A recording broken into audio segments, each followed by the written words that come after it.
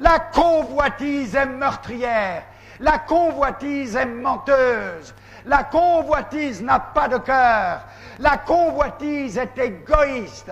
La convoitise détruit la société. La convoitise fait que trop souvent celui qui a l'autorité et le pouvoir utilise son autorité et son pouvoir pour arriver à ses propres fins, même illégalement, et il va tordre la loi pour arriver à ses propres fins. Mais que Dieu dit, Dieu voit tout et il connaît tout. Ne savez-vous pas que nous avons tous besoin d'un exemple? Que nos enfants, lorsqu'ils grandissent, ils ont besoin d'un exemple. Et quand ils voient l'exemple de la convoitise, que va-t-il faire l'enfant à l'école avec ses amis? Il va convoiter la belle plume du copain. Il va convoiter le beau sac du copain. Il va convoiter quoi encore? Pourquoi? Parce qu'il voit la convoitise dans papa et dans maman. Toi, pasteur, n'es-tu pas rongé par la convoitise à ton niveau pour pouvoir pressuriser tes membres afin que toi, tu puisses vivre une vie meilleure, que tu puisses t'acheter des beaux meubles, que tu puisses avoir une belle voiture avec ton chauffeur pour te conduire ici et là, et porter les plus beaux costumes qu'ils soient, et que tout le monde te regarde avec envie. Oui, c'est toujours l'envie qui communique cela. Que Dieu suscite des hommes pour prêcher la vérité et secouer la conscience de leurs auditeurs. Non, je ne demande pas votre argent. Non, je ne demande pas ce que vous avez dans votre maison. Pourquoi est-ce que je vais le convoiter? Chaque jour je mange. Et j'ai la joie et la paix dans mon cœur. Pourquoi donner à des paresseux qui ne veulent rien faire? Ça, je refuse toujours. Quand je vois ces jeunes gens forts, bien musclés, qui mendient à ma porte ou à ma voiture, je leur dis, va travailler. Oh, patron, il n'y a pas le travail. Eh bien, le travail, il se crée par toi-même. La terre est généreuse. Plante et tu mangeras. La convoitise fausse les relations normales. Vous voyez l'autre qu'à travers la richesse qu'il possède.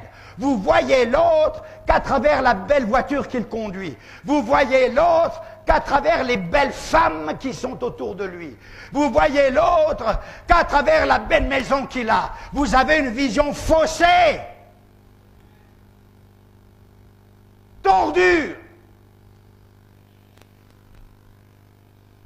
Il y en a combien de pasteurs qui sont comme cela? Un grand vient dans leur église. Il y a une chaise spéciale. Assieds-toi là. Un grand vient écouter la parole chez eux. Les voilà tout autour. Comment ça va? Et patati, et hypocrite! Dans la maison, nous sommes tous sur le même pied. Dans la maison de Dieu, nous sommes que des pécheurs sauvés par grâce. Même celui qui vous parle. Sans la grâce de Dieu, où serais-je et que ferais-je? Pécheur sauvé par grâce. Souviens-toi de cela. Dehors, tu as tes gardes du corps. Dehors, tu as ta voiture. Dehors, tu as tes honneurs. Dans la maison de Dieu, tu es assis à côté du pauvre. Parce que tu as une âme comme lui et tu as besoin d'apprendre comme lui.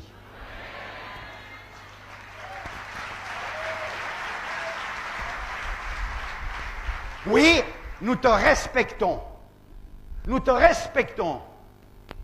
Et nous serons heureux de te donner la main en t'encourageant de continuer.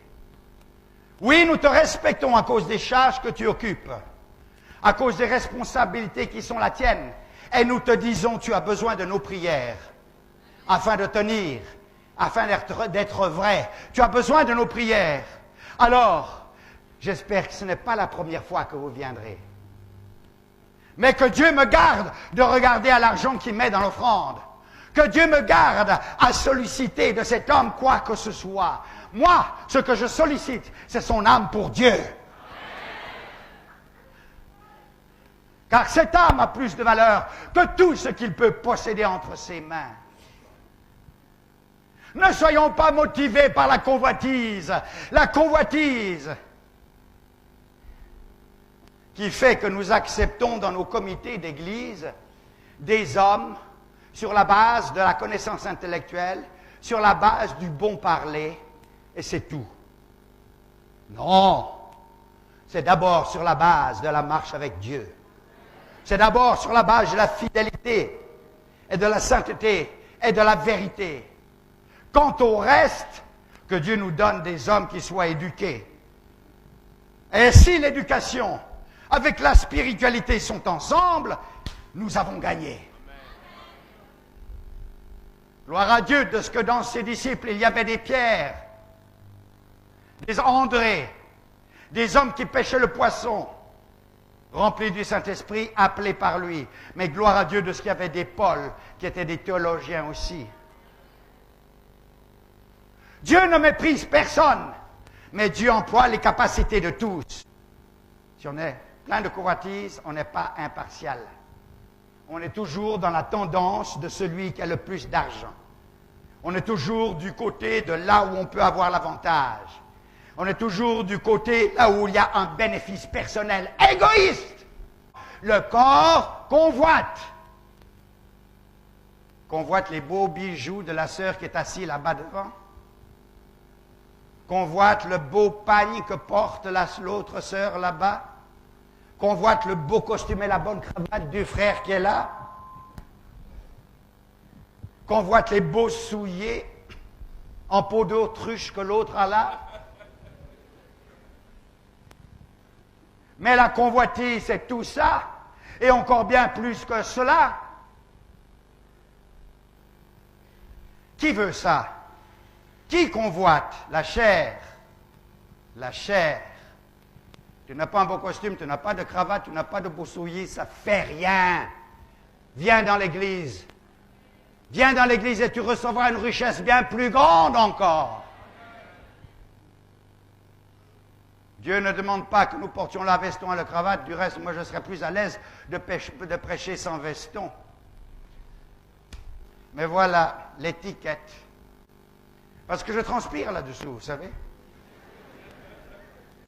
Combien d'hommes et de femmes sont en souci pour leur chair afin de satisfaire leur convoitise.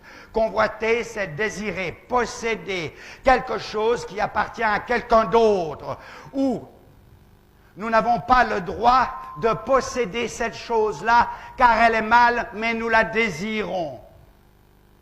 Ou nous désirons faire absolument quelque chose, nous voulons le faire alors que nous ne devrions pas le faire.